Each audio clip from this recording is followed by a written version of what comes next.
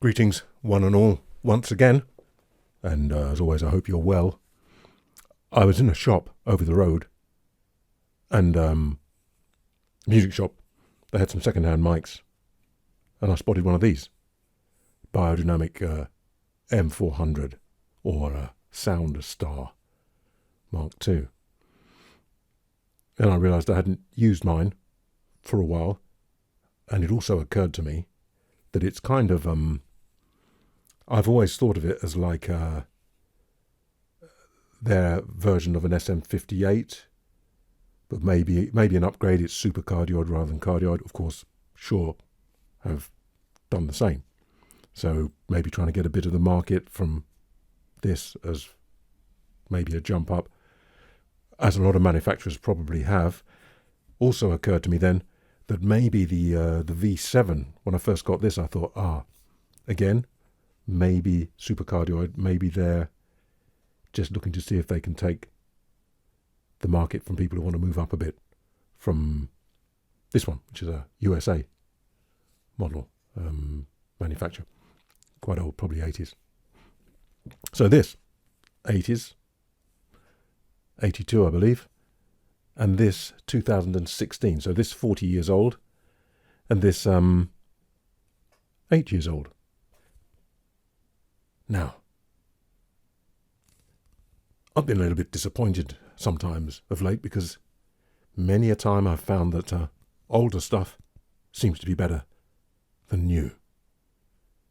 I'm not talking about myself, but various pieces of equipment. Not everything by a long shot. Vehicles seems to me much better. Various technological things, computers, phones, all sorts of things are better, but sort of classic type things which are still being made and even being reimagined. Yeah, several times I found the older one seems to be better. So I thought, let me compare these two then. So if you're thinking of maybe moving from this, you've got loads to choose from, of course, amongst Shure themselves. But because I've got these two, I'd be interested to see what the difference is between them.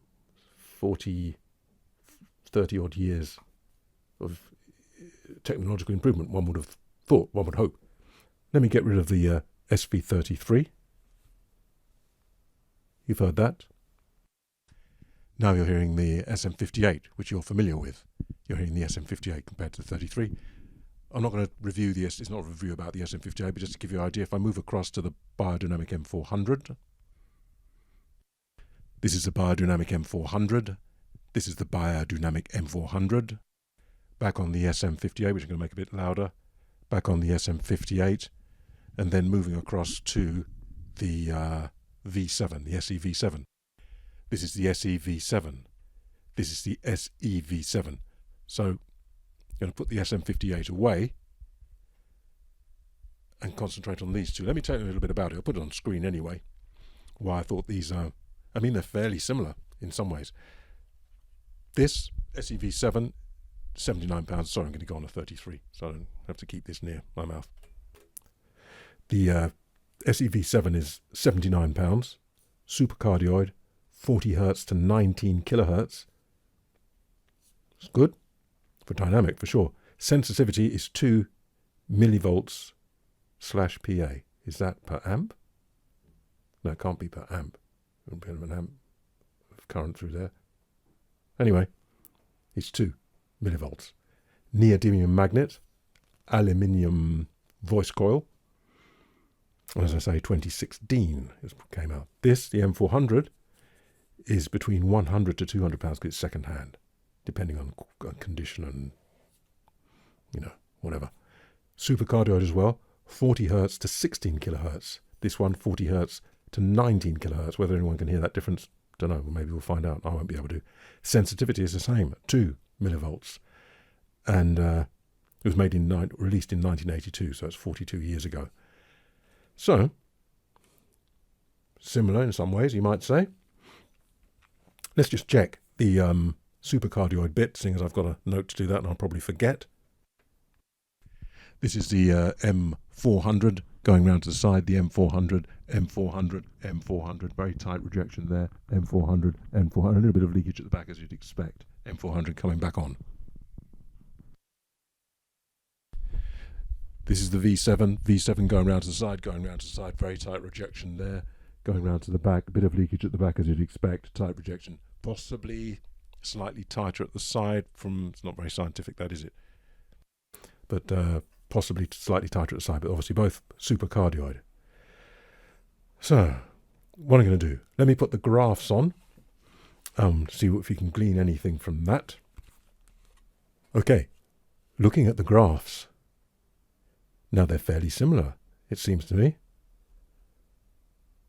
You can see, according to the graph, that the V7 goes higher by a little. The Soundstar, the M400, is dropping off. Both of them got a rise from about 1K up, though the Soundstar's got more of a rise to it. Looking at the other end, in its natural state, perhaps the V7 goes a little lower, but really fairly similar. Looking around the 50 hertz mark, which is quite important for me around there, at 6 inches the V7 is down by about 4 dB, and at 4 inches the M400 is down about 6 dB. So it's a bit 2 inches closer as well to the source, so you might expect a bit more proximity. So it seems like it's got less. So it seems like basically the M400 has got, doesn't go quite as high, maybe less pronounced in the bass, maybe, but has a kind of broader plateau, not quite a plateau, but a broader lift at the top around 500 there, seems to me. Anyway, we shall see what they sound like. Okay, I'm going to risk it by having them both on and just put one towards the floor. Oh, handling noise whilst I'm at it. This is the V7. So the V7 has got a lot of lowish noise there, which you might have some issues with.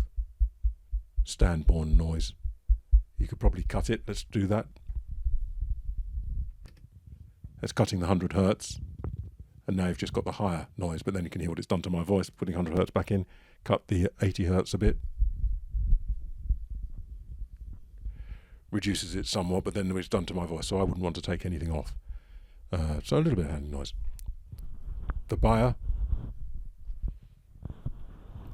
And the handling noise is much higher. The buyer.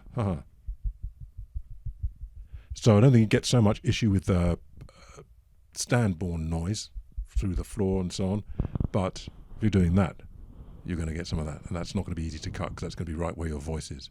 So there you go. Anyway, listening to this is the let me switch between them so we don't get the phasing and all the rest of it. Easy enough, he says. So this is the biodynamic M400. This is the biodynamic M400. What do I notice? I do notice that, which will be up in that lift up there, I think, that we talked about. So it's got that kind of probably deliberate kind of you have to be careful with that as well. That pushing through, which most manufacturers seem to like to do. So that's what I noticed there. Let me move to the V7. Now I'm on the V7. Still got a bit of that up there, but not as pronounced as the M400. Roundabout what I feel, roundabout there. This is the V7. I'm going to bring the M400 down, even though this is neodymium. And they say they're both 2 or whatever it is. Let me bring it down a bit.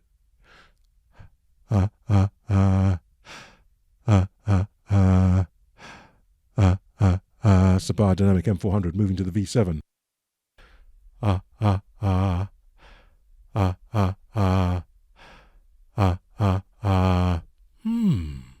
Pleasant enough. Seems to be a little bit more shut in. But we've got to be careful. A little bit more shut in. This is the V7. Sounds a little bit more shut in, but I'm going to move to the 400. This is the 400, and the 400 sounds a bit more open. We've got to be careful with that stuff at the top there, because that can sometimes make it sound like it's clearer when it's not really. It's just shoving more of that at you. but it's a little bit below that, I'm thinking, around here. M400, M400, M400, V7, V7.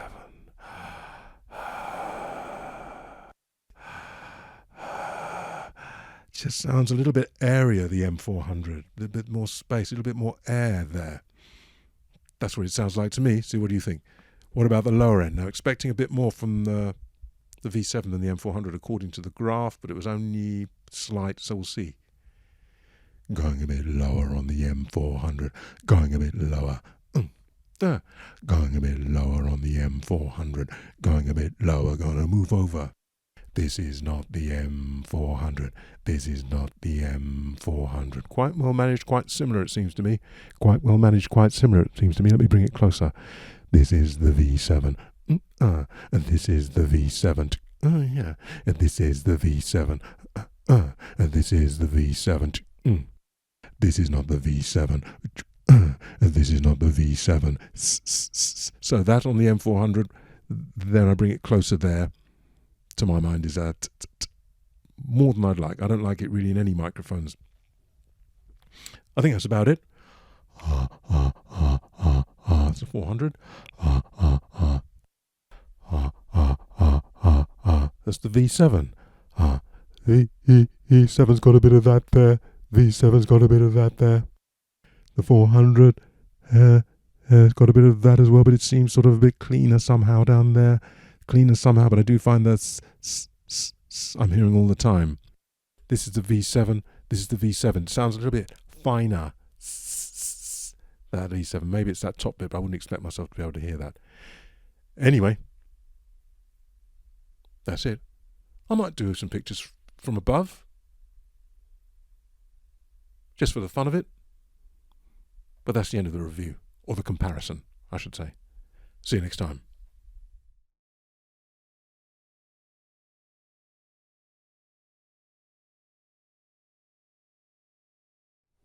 There they are. This is the V7. Quite a handsome mic. Little different than the usual ice cream cone shape. I've got the flat there. Got these flats here to stop it rolling. Quite nicely flared there, like that.